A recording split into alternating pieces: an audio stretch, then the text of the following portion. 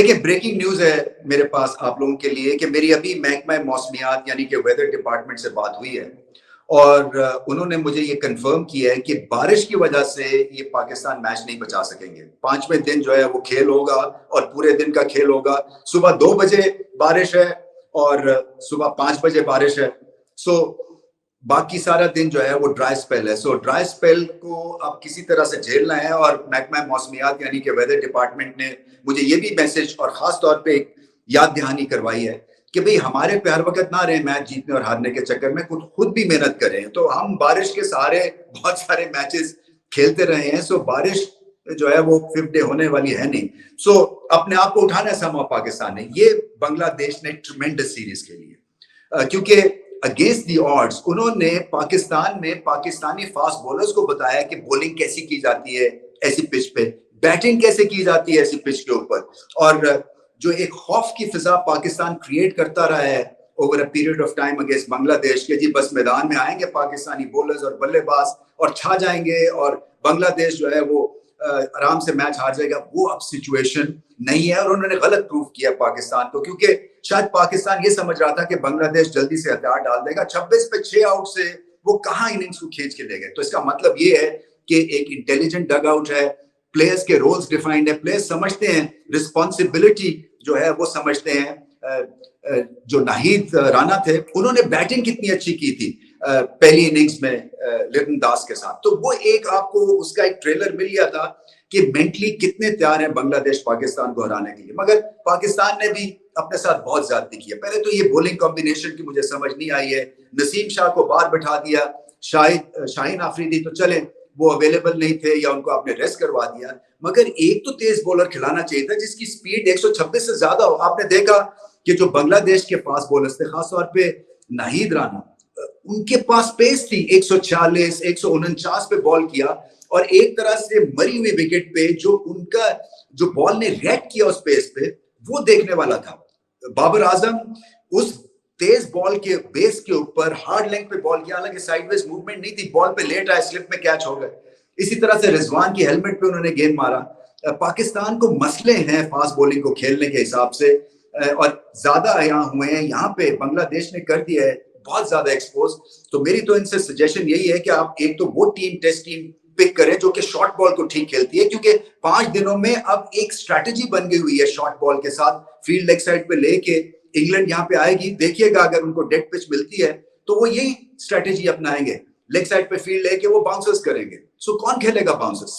South Shakeel को मसला है फास्ट बॉलिंग के अगेंस्ट। जैसे गेंद थोड़ा सा राइज करता है आउटसाइड द ऑफ स्टंप, वो क्रीज से बल्ला मेल देते हैं। बाबर आजम भी क्रीज से खेले, इसी तरह से रिजवान भी क्रीज से खेले।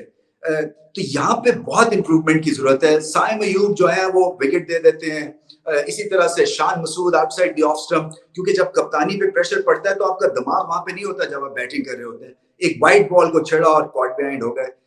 एम्बैरेसिंग है ये, क्योंकि ना बैटिंग चल रही है ना बॉलिंग चल रही है। और अगर ये सीरीज 2-0 से जीत जाते हैं बांग्लादेश, जो कि by the way richly deserve करते हैं। देखिए उन्होंने बताया है कि अब ये पुरानी टीम नहीं है कि पाकिस्तान मैदान में उतरेगी और वो जो है मैच को हार जाएंगे, क्योंकि अब उनके पास टैक्टिक्स हैं, अब उनके पास स्किल्स हैं, अब उनके पास एक अच्छा कप्तान है और उसके बाद 2 तेज फास्ट बॉलर्स हैं, 2 स्पिनर्स बहुत अच्छे हैं। कंप्लीट ये बॉलिंग अटैक है और 20 विकेट लेने के काबिल। आगे चल के आप देखिएगा कि ये जो एक्सपीरियंस है या ये जो एक परफॉर्मेंस है, ये आगे चल के बांग्लादेश को कितने और मैचेस जिताएगी। बैटिंग बहुत अच्छी है, आपने ओपनर्स का देखा सेकंड इनिंग्स में 26 पे 6 पहली इनिंग्स में, और देखें कहां इनिंग्स को ले गए। टेल के थ्रू जो है लिटन दास ने कमाल की बैटिंग की और नाहिद राणा ने बल्ले के साथ लाजवाब इनिंग्स खेल दी। नंबर 7, 8, 9 ने पूरी फाइट की। हमारे जो है वो 6 नंबर से ऐसा लगता है टेल शुरू हो गई है। सो बहुत फर्क है। ये टेस्ट क्रिकेट जो है ना, ये आपको स्किल लेवल मांगती है, ये आपको एक इंटेलिजेंट आपकी आउटलुक होनी चाहिए टुवर्ड्स द गेम, ये वो मांगती है। आपकी आउट क्रिकेट स्मार्ट होनी चाहिए। सो आपके फ्रंट लाइन अगर आउट क्रिकेट उनकी स्मार्ट नहीं है तो टेल एंडर्स का तो कोई चांस ही नहीं है। तो हर शोबे में बांग्लादेश ने पाकिस्तान को हराया है और अगर ये 2-0 से सीरीज जीत जाते तो बहुत ही बड़ी एम्बैरेसमेंट होगी। पाकिस्तान की मुश्किलात जो है ना वो बढ़ गई है, इसलिए कि कॉम्बिनेशन ठीक नहीं खिलाया। नसीम शाह कहीं से बाहर नहीं होते थे, क्योंकि 126 से 128 के आपके पास 3 बॉलर्स हैं, तो शेयर पेस तो है नहीं। आपने देखा कि बॉल डिफरेंटली रिएक्ट करता है अगर आप 150 पे बॉल करते हैं, जैसे कि नाहिद राणा ने किया है। सो आपको पास एक तेज बॉलर होना चाहिए था। चले नसीम शाह की भी फॉर्म नहीं है, उनकी भी स्पीड जो है वो 140 141 तक जाती है आजकल, मगर फिर भी 126 से तो बेहतर था। फिर ये लोग जो हैं, ये मुझे ऐसे लगा थकावट भी हो गई यंग फास्ट बॉलर्स को हमारे। सो बॉल भी जो है वो पहुंच नहीं रहा, साइडवेज मूवमेंट अगर हो रही थी, वो पेस ही नहीं है, वो एडजस्ट कर जाते हैं बांग्लादेश के बल्लेबाज। और सिचुएशन बहुत ही नाजुक है। मैं समझता हूं कि वापस ड्राइंग बोर्ड पे जाना पड़ेगा। पाकिस्तान को ऐसे बल्लेबाज खिलाने टेस्ट क्रिकेट में जो शॉर्ट बॉल को ठीक खेले, जो एग्रेसिव, जिनकी एटीट्यूड हो, जो गेम की समझ हो। इसी तरह से फास्ट बॉलर्स हैं, आपको ऐसे खिलाने हैं जिनके पास स्पीड हो। ठीक है, टैलेंट तो होता है, आप चांस भी देना चाहते हैं, और बांग्लादेश के खिलाफ नहीं देंगे तो किस टीम के खिलाफ देंगे? सोचा यही गया था। वो अलग बात है कि बांग्लादेश ने आपको वो सबक सिखाया कि आप सारी जिंदगी याद रखेंगे।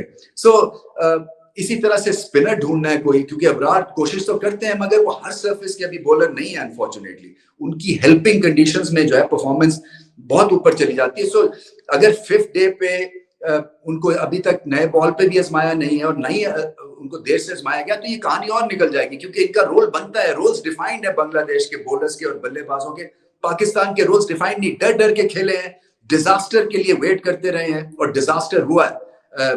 फुटवर्क जो था बहुत ही कमजोर था। बाबर आजम 146 के बॉल के ऊपर लाइन के पीछे नहीं आया, स्लिप में आउट हो गया। इसी तरह रिजवान जो है, उनका फ्रंट फुट प्ले जो है अगेंस्ट पेस, वो भी कुछ स्ट्रगल कर रहे हैं, वो भी स्लिप में आउट हुए। साउथ शकील तेज बॉलिंग को ठीक नहीं खेलते हैं, मैं कब से कह रहा हूं, उनको बहुत मेहनत की जरूरत है। टांगे जोड़ के, और उन्होंने भी कॉट बिहाइंड हो गए, स्लिप मार दी।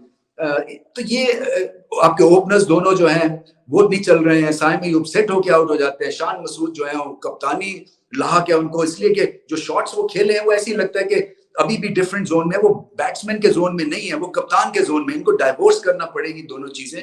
और वही बात है, कप्तान अगर स्ट्रॉन्ग एक डिस्प्ले दिखाएगा, हालांकि रन रेट के हिसाब से या स्ट्राइक रेट के हिसाब से शान मसूद ठीक जा रहे थे, मगर इनिंग्स 28 पे खत्म नहीं होनी चाहिए। आप सेट हो गए हैं।